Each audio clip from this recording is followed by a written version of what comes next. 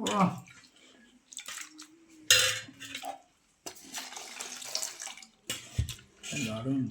বন্ধুরা, আজকে আমি ডিমের রেসিপি নিয়ে চলে এসেছি।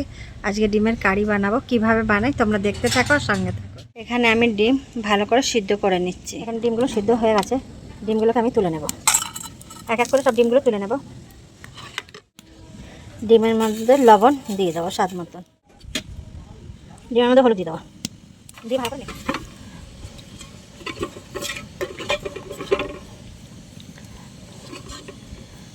ভালো করে লবণ হলুদ মাখিয়ে নেব। কড়াই গরম হয়ে গেছে, তেল দিয়ে দেবো।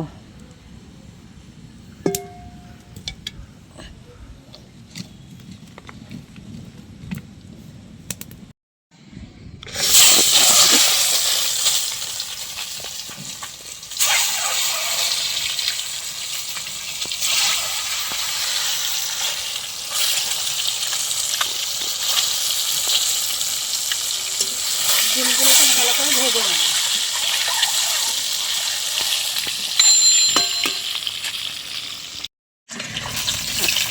ডিম ভাজা হয়ে গেছে, এবার তুলে নেব ডিমগুলো।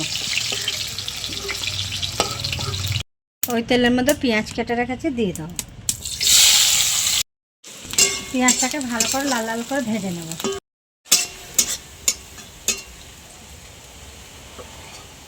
পেঁয়াজটা ভাজা ভাজা হয়ে টমেটো কেটে রাখা দিয়ে দেবো।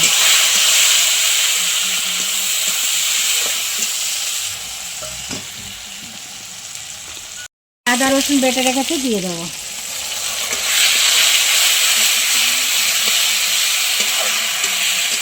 মশলা ধোয়া জল দিয়ে দেবো। স্বাদ মতন লবণ দিয়ে দেবো। দুটো পেঁয়াজ পাতা দিয়ে দেবো। আছে হলুদ গুঁড়ো, লঙ্কার গুঁড়ো, জিরের গুঁড়ো দিয়ে দেবো। আছে মশলা দিয়ে তেল ছেড়ে দিয়েছে, এবার আমি ডিমগুলোকে দিয়ে দেবো।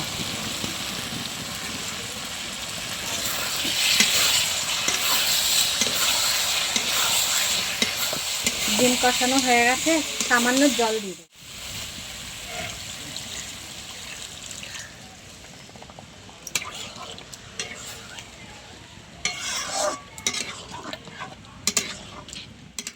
বেশি ঝোল ঝোল করবো না, ডিম কষার মতনই রাখবো।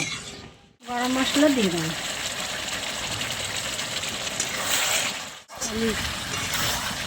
ডিমের কষা হয়ে গেছে, নামিয়ে নেব।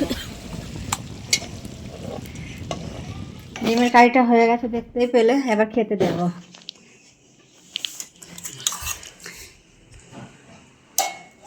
খেয়ে দেখাও কেমন হয়েছে। এখানে অনেক কিছুই রান্না আছে। এখানে আছে বেগুন আলু ভাজা আছে, এখানে নিম বেগুন আছে, এখানে পেঁপে দিয়ে ডাল আছে, অনেক কিছুই আছে।